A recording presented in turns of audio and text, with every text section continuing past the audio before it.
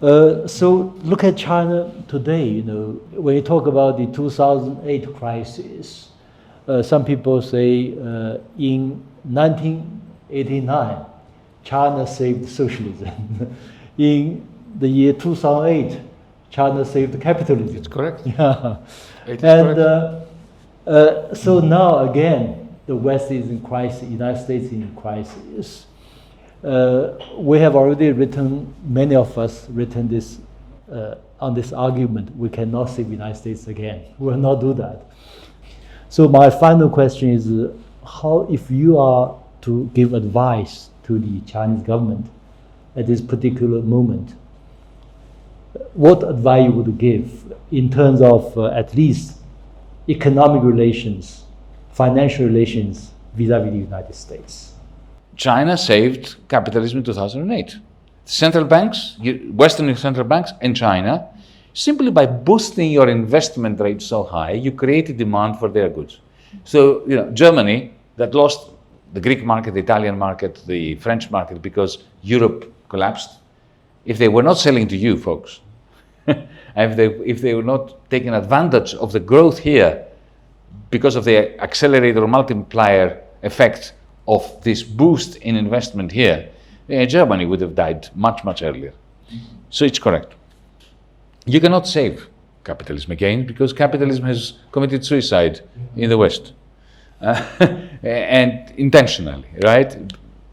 The combination of bankers and big tech and what I call cloud capital, they're not even interested in saving capitalism. Why should you save capitalism? My concern for the future is twofold.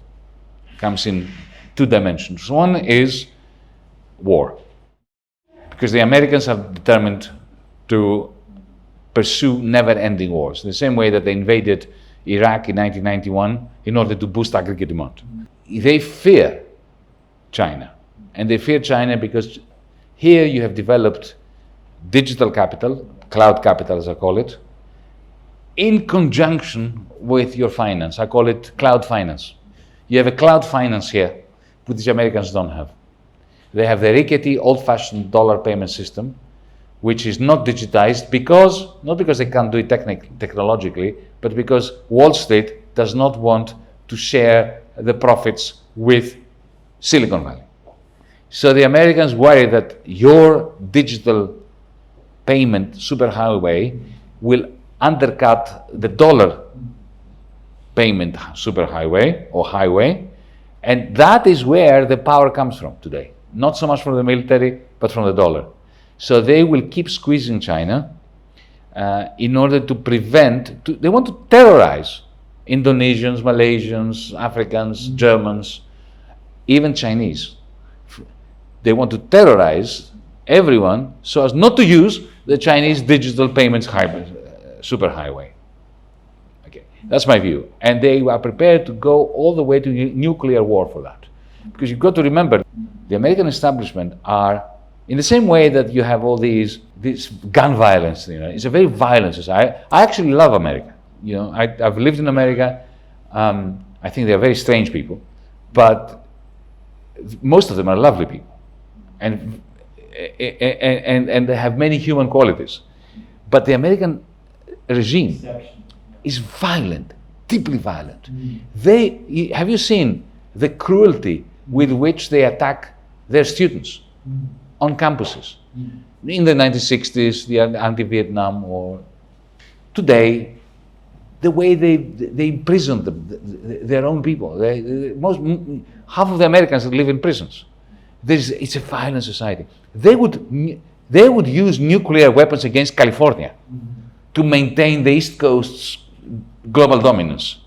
So that's why I'm exaggerating a little bit, but not much, to make the point that why I'm worried about nuclear war. That's the one thing I'm worried about. The second thing I'm worried about is I don't want China to become a new Germany. I saw how Germany, I explained that before, didn't manage the macroeconomic environment and kept believing that it could export its way out of domestic trouble. Because if you increase your manufacturing investment but in a way where you are making yourself dependent on exporting the manufacturing products, then you are becoming more dependent on the United States deficit, like the Germans did. And then either you're going to have to impose austerity and to cut down, and maybe then that will create social cohesion problems in China. So I would like to see a 5-year plan for boosting, effectively giving people money in this country. I would do it really very simple. You have the digital renminbi. Give every Chinese citizen a digital bank account with your central bank, and put a sum of money in everybody's account without any conditions. Take it and spend it to increase the consumption rate in order to create domestic demand, so as not to trade, but to have net exports, to have surpluses.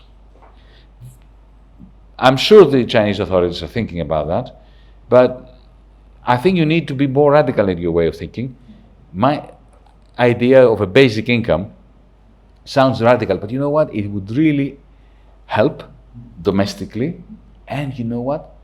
The people of Europe, the people of the United States, who are being constantly bombarded with anti-Chinese propaganda, if you did that, something like that, they would say, hang on a second, they're giving money away to the Chinese people, and they're taking everything from us.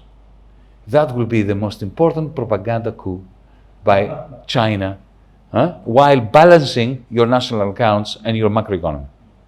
I'm aware that you are going to meet Shanghai's financial authorities tomorrow. It's a pity. I'll be in Beijing because Shanghai has been singled out as the only metropolitan city in China to be a new financial center for Asia, for the world, whatever. So this authority knows everything, and you should tell your advice to them face to face tomorrow.